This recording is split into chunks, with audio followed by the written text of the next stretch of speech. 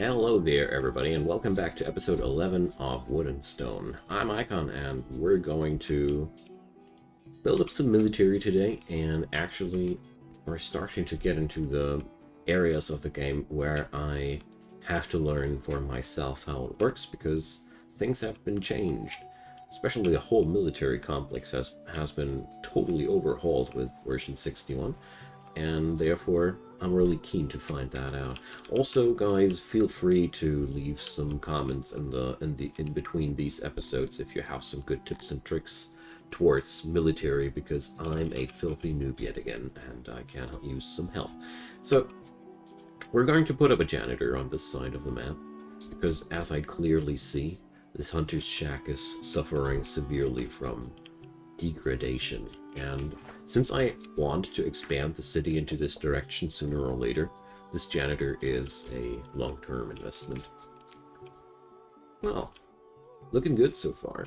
One thing I definitely want to do for today was building up my first temple, because our city now is absolutely strong enough to stem the necessary costs of that, and let's go. I mean, the first thing that I gotta do now is I need to stop exporting livestock, because we now will sacrifice these to the gods. Is there anything else I want to export? In the course of the last episodes, we have amassed some serious wealth, and I really feel like, yeah, coal. There's one. I knew that there was something. So coal has a insanely nice sales price now of 9. I, of course, will only export the overflow production, as usual, but that's always a nice source of income. Not as nice as stuff as cut stones with a sales price of 25, or furniture with 17, but whatever, you know. We are still getting something done here. Okay, well then, that's been set up, and now let's think about the temple. Temples for this society are an interesting thing, because we have two different religious societies. We have the followers of CRATOR, and that's pretty much all the Cretonians, and the Dondorians on the other side are 100% authority worshippers. There's nothing else between them. If I remember correctly, lore-wise, they are children of that thing? I don't know. On Cerebus, no, that was the other race. But, well, there's no other religion there. The problem with the authority religion is they want sacrifices in form of Sithalon, and, well, we are working towards a Sithalon or a Sithalon mine down here. But, well, it's a long, long trip until we get that done. Hopefully that'll work out one day, but I don't want to dive into that too quickly. So, one funny thing about temples is they grow more impactful the larger they are. That's one feature about this game that I love. There are so many cool ideas. Okay, let's see. This would be a nice place for the temple, don't you agree? Let's see. We're going to do the CRATOR temple first, because that's the one which we can already work with since we have the livestock production. For the Authori temple, we'll need some more preparations first. So we're going to do this like that. Huge building. One of the largest we have ever built so far in the city, but I feel like, you know, it's the major temple in town. We are, at this point, productive enough that we can actually afford to build stuff like that. So, hell yeah, let's do this. So, I think my preferred strategy for round rooms, in terms of pillaring them, is by now to look for the widest spot and start the pattern there, and then just follow the same rule as usual. They need to be 4 grids apart from each other. Every 5th grid needs to be a pillar, and then stuff works out decently and you have no stability issues. Of course, you have problems with the interior. I think somebody pointed out that you can also provide more stability when you make these pillars larger, and that's actually a thing. I'm quite shocked about the complexity of this entire system of this game. So, just to showcase it, when you put down more of these, watch it more. See? It's growing more and more cyan around there. And I bet that the larger pillars also cover wider areas of yellow-brown. So there's still something. Well, maybe I'll find a strategy one day that'll even work better than that. Well, lots of complexity with this game. Let's not too long about it. So we're going to put up a huge altar here at the end of this hallway. Let's see. So it's never going to be sit in the center, either size. We're wasting one grid. Oh, that's painful. You know, I'm a sucker for symmetry. So, well, we'll just have to ignore that. There's not going to be any symmetry here. Okay, so 4 altars, we have a grandeur rating of only 81%, so you see there could be even more. The sheer size of the room, the gods like it big. Well, I can't help it.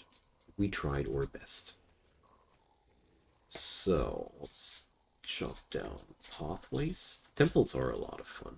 Overall, I hope that this game might even be deepening these building mechanics even more of certain aspects there of your city.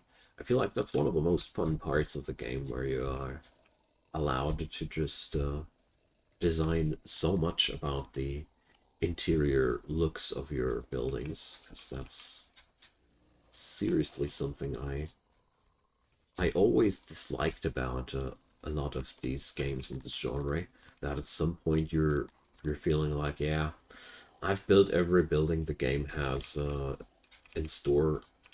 Every temple I build henceforth will look the same. Every tavern I build will always look the same. And when you really love games like these, it's really cool when you can just please yourself with different aesthetics from time to time. I'm sure people who play a lot of city builders can relate to what I'm trying to say here. All in all, this game does a great job in terms of replayability and all. Okay, so this building is not going to be as costly as I thought. We're only needing to put up 126 cut stone, 1,600 wood. It's actually quite mediocre. Okay, well, let's go.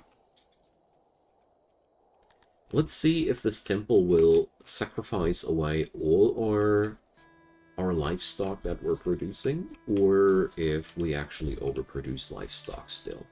That's going to be an interesting question for me. Alrighty, so last episode we put up the Dondorian squad into training. So let's see, they got offense skill, defense skill, blunt damage, pierce damage. That's completely new to me.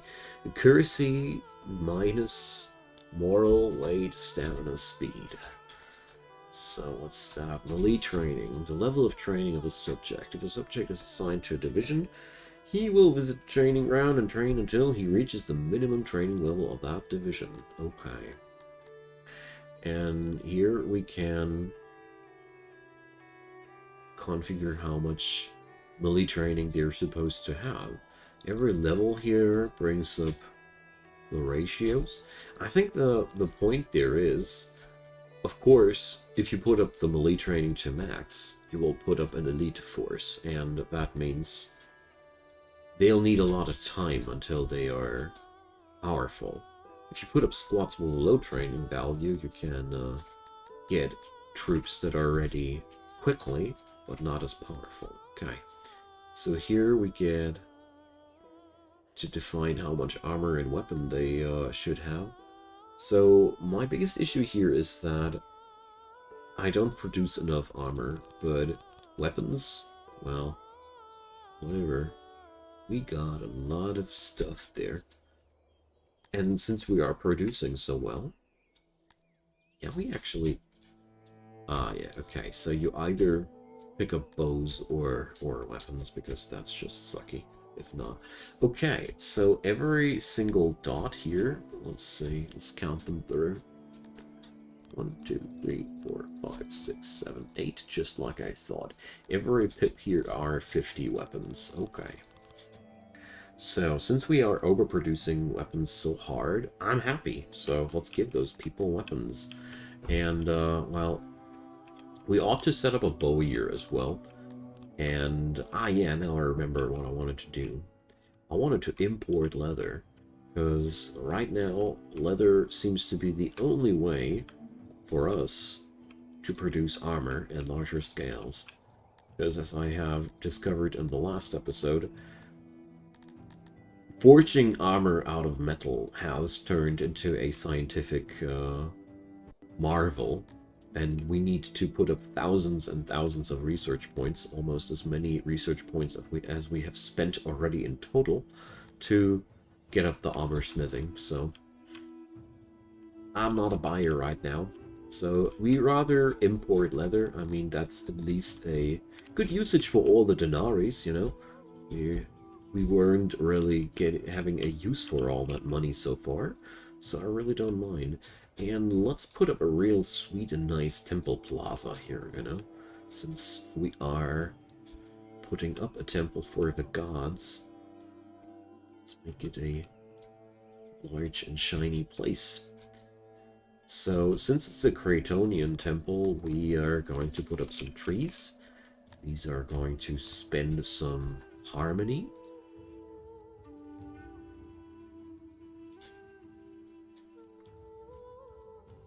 There we go. And the best part about all this is that the game actually rewards you for all of these things by making your citizens happier, providing more citizens that you can migrate into town. Really, really lovely mechanics. Okay, so here we go. Probably are going to put up a stage or something here into the center of this plaza someday soon. I love the idea.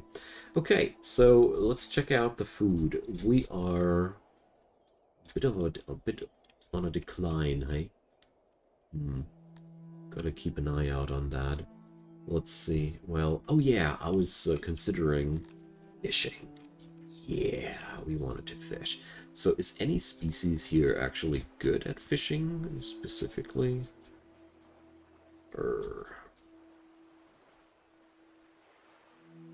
So fishery 1.0.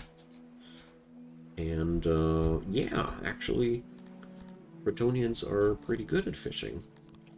Even though they have no specific like for or dislike for fish. Okay. Then let's see, how many workers do we have on that fishery here? 35.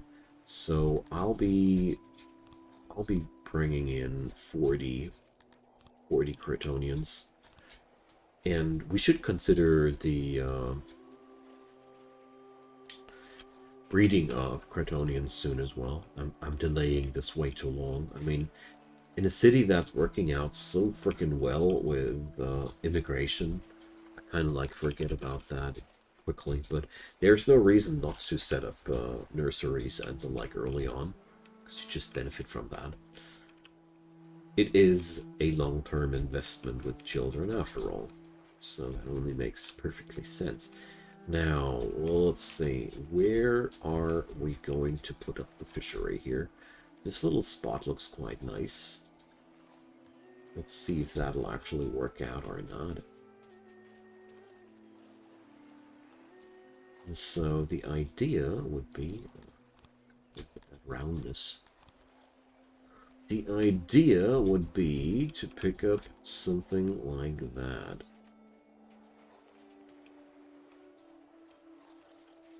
maximum dimension reached, so we can't go further into that dimension. Are you kidding me?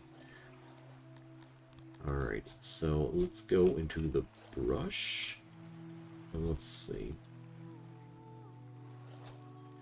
Okay, so this thing can't be, well,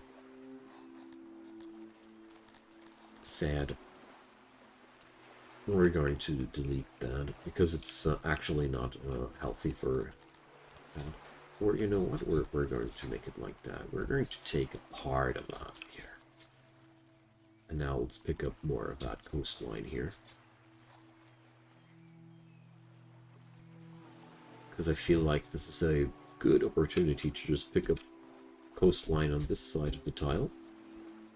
This way we won't need 2 fisheries. But we won't waste this side of the island either. I hope this will work out. I'm myself experimenting here a little bit as well.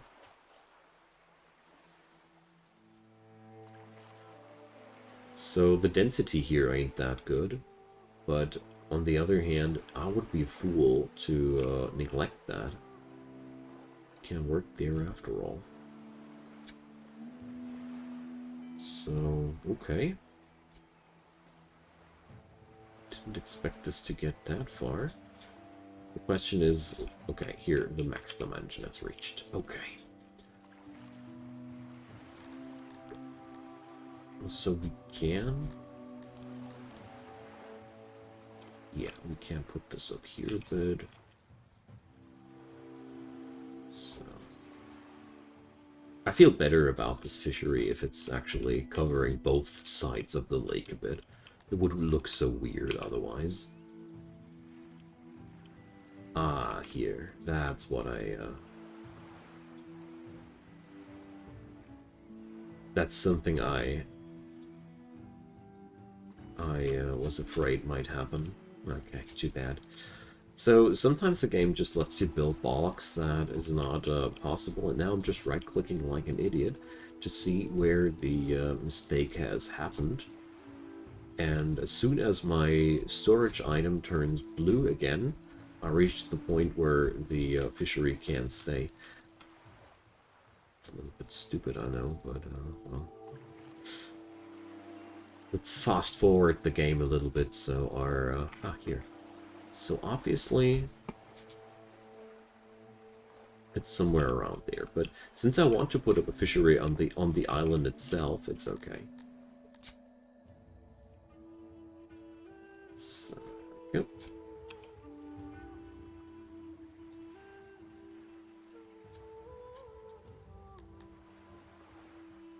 $16 people can work here, and let's repeat this nightmare on this side. Okay. But this side's going to be a lot easier. Because here we're not trying to go over 2 islands at once. There we go.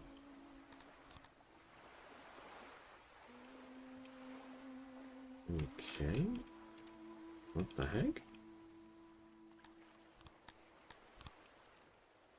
So these things keep confusing me a tiny bit. So why was that not legible there?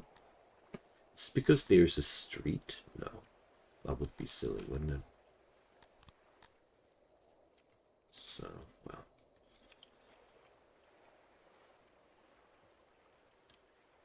Fisheries are a tad bit of a confusing thing to build always. Okay. But we got it now, and that should amp up the food production in a decent way yet again. So, let's see what happened to the temple in the meantime. Going ahead decently. We are, of course, losing lots of our storage amounts of wood here. So let's issue some new chopping orders. Go. Our economy needs needs wood way too much, so we always need to have a huge stockpile of that.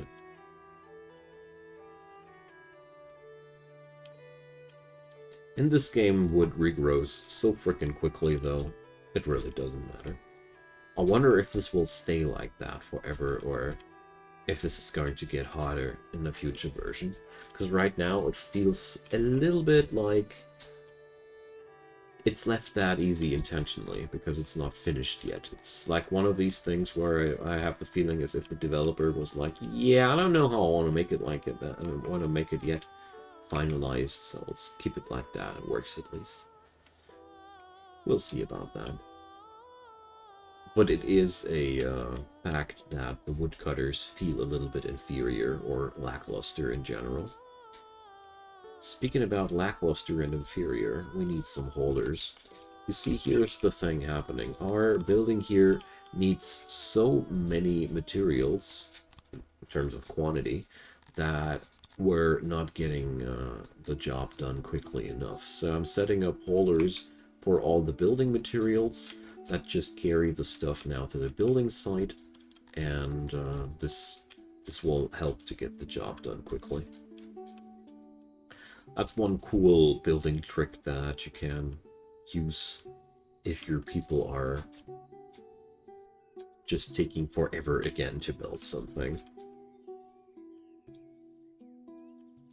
And since we got that many workers, it's really not much of an issue to pull it off. We have a shortage in furniture by now, okay? Comes as a surprise to me. I thought we had so much furniture. Well, okay. So now we have the materials here on site. Let's delete the haulers. I wish there would be a hotkey to accept this, but if there's any, I haven't found it. So this screen here, sometimes you have to delete 4, 5, or 6 rooms in a row, and getting asked every single time if you really want to, and you have to click that little tiny button there. I really hope that these little things might get an overwork at some point. That would be really cool.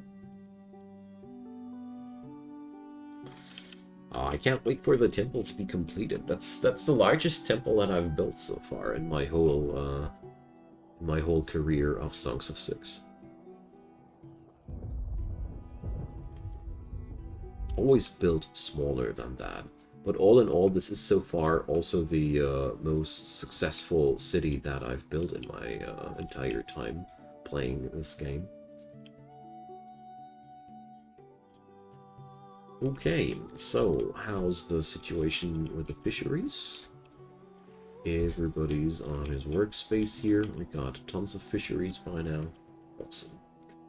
Now, how was that situation with the tools again? So we have less of a tool production than we actually have usage. Is that correct? Wonderful. So I want to give our fishers some tools as well. I mean, we have a huge stockpile at this point, and we're going to produce tools yet again. This smithy is so freaking productive. We have only 15 smiths, and they're just getting overwhelmed by the amount of material that the smelter is providing, which is also just a measly 10-man smelter, so there's going to be a quite nice thing happening here. So we're not going to import leather at these scales, we're just going to import leather at a 500 to 10 item scale, and at this point I want to try something out. Somebody asked me in another video, so there's been the question if bartering is influencing merely your sales prices or also the buy prices, but I'm pretty sure it's only the sales prices because the description already says they makes them buy our goods for a higher price. But still, I wanted to try out because I never had a active eye on if the buy prices get lower if you learn bartering, and that's what I wanted to try out. So I am a derp. I forgot the number again. 46. So let's check it out if that's less now. No. Yeah, so I figured, but there are things that I always like to try out, even if they look as if they would be surely working like that. In my time as a gamer, I have discovered a lot of different things that shouldn't have worked, as they finally actually did work out. So, enough about that. Well, let's check out. The temple is finished. So, it rolls with 8 employees, and we have now yet to, well, where's all that livestock coming, getting to? Oh, well, they have a spoilage rate of 66% per year, so I guess that's where they all disappear into. It's not gonna happen anymore, because the temple will sacrifice them. Isn't that a wonderful thing? Depends on who you ask, I guess. So, we got a temple, we got a squad in training, and let's see how that actually plays out. Where can I... So power. Their power level is steadily rising. They haven't equipped any of these things that I have assigned to them. Actually. That's a strange thing. They don't have any armor, weapon, or anything. Although I have assigned them to pick these things up. So if anybody knows, I guess it'll just take time. My assumption would be that these fellas are going to pick these things up sometime in the near future, I hope. Anywho, let's check out how happy the Cretonians get here. So the faith rating is now steadily rising, because they have the temple they wanted to. The problem here is we are still not getting any livestock. Am I exporting them somewhere and I forgot to configure it away? No, I didn't. Okay. Want to make sure. Probably they're filling up the ox pasture there too. I have no clue where they disappear to. Whatever. Okay. So I want to wait now a little bit before I expand the city yet again. Because right now I'm a little bit concerned about my food stockpiles, but I think it's there's no reason to be concerned at all. We are actually producing enough alcohol to export it. Jeez, that's the first time for me. Okay, guys. Sales price 5. Are you kidding me? It's hilariously bad. So you know what? If that's the case, I'll rather increase the drink rations and give my people more booze. They produced it, so I'm okay with them consuming it. So, no, seriously, if I look at that terrible price there on the exports, I really don't think that's a good thing. I mean, drinks include grain and pottery alone sells for 15, so what the hell's happening? This looks a little bit broken to me, honestly. That shouldn't be like that. I mean, this is barely any upgrade, and if I remember correctly, the brewery also needed coal. Let's check that out, but I think they did. So, yep, they consume grain, pottery, and coal. We're definitely not going to export that stuff. Rather let it spoil here in the city. Now, we're just going to increase the drink rations until everybody's drunk all day. But, whatever might be the case, it'll make the people happy. That's one thing I'm sure about. Okay, well, a little bit cautious now with growing the city further.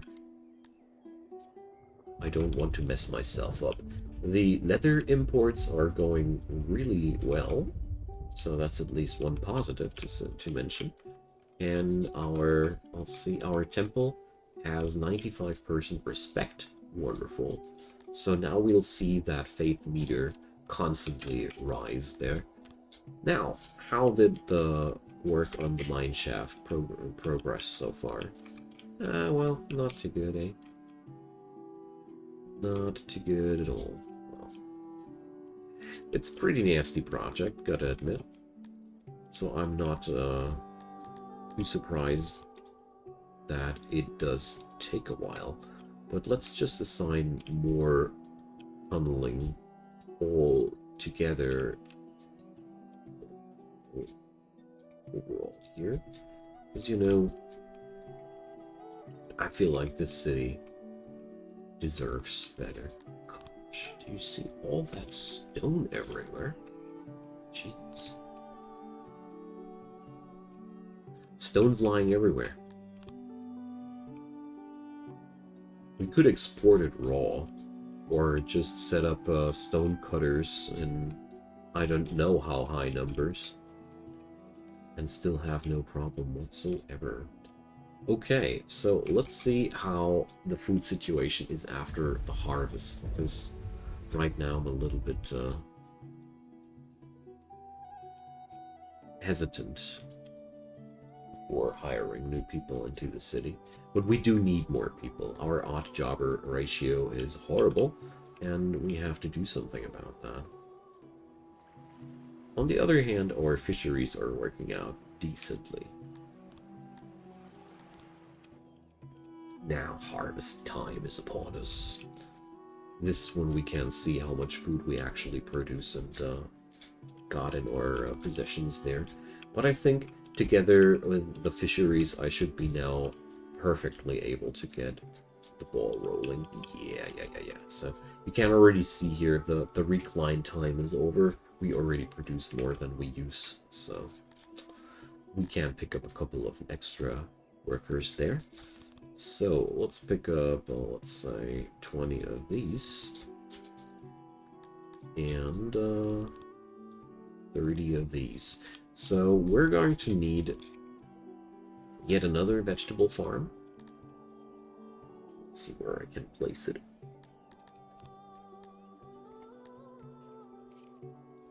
Nope, that doesn't work. We need more vegetable farm here.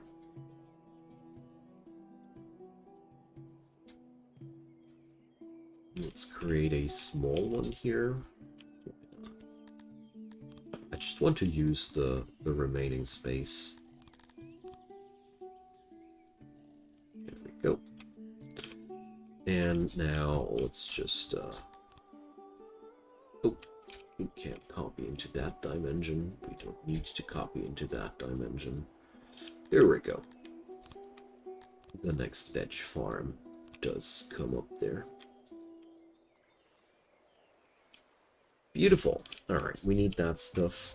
And once these two farms are up and running, I think I'm going to set up the Cretonian nurseries and the schooling system as well. Because I think we're good to go in that regard. Okay. So whatever the reason might be, they still haven't equipped their gear. So there's one thing I might assume that could be the reason, and that's maybe that there's no stockpile in their vicinity where that stuff's being stored. I have no clue. If somebody knows, let me know, because that's now the end of today's episode. So drop me your comments down below. I've left a couple of questions, and I'd be super happy to hear from you. Leave me your thumbs up if you enjoyed, and of course consider subscribing. There's daily content coming up from my side. Just hit that bell and you'll stay notified whenever something new shows up. Have a wonderful day and see you soon. Bye bye.